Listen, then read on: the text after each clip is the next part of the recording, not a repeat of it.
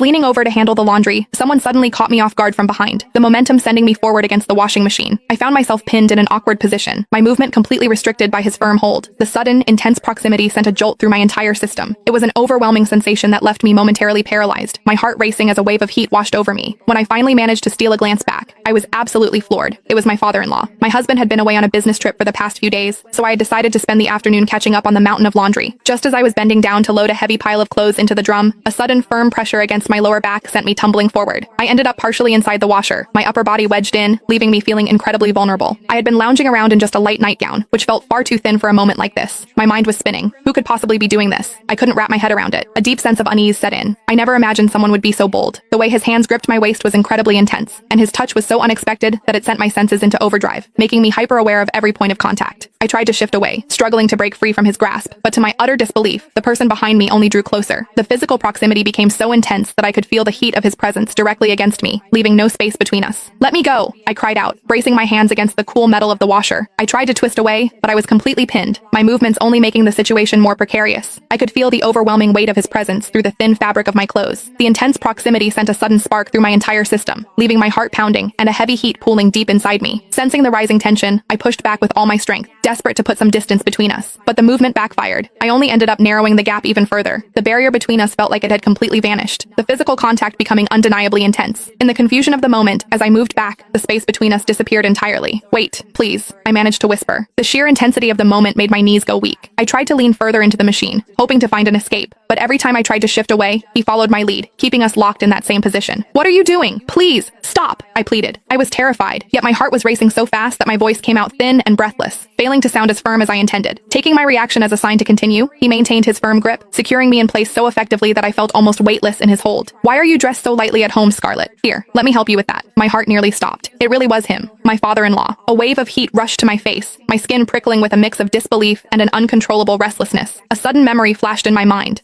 Back when I had first joined the family, I remembered seeing him in casual shorts. He was someone whose presence was impossible to ignore. I couldn't help but remember seeing him in his casual clothes, noticing how imposing he was. And then there were my stockings in the bathroom. They always seemed to be out of place, as if someone had been handling them. Could it have been him? Was he the one? Even though he was in his 50s, he possessed a vitality and strength that felt far more vibrant, sparking a reaction in me that was as confusing as it was intense. The overwhelming heat made it hard to think straight. I tried to hold on to what was left of my composure, even as my body betrayed me with a restless, tingling sensation that I couldn't quite shake. "No, please, put me down." I tried to protest, but as he surged forward once more, a sound escaped my lips that I instantly regretted, a soft gasp that burned with embarrassment. He finally eased up, allowing my feet to find the floor. Just as I began to catch my breath,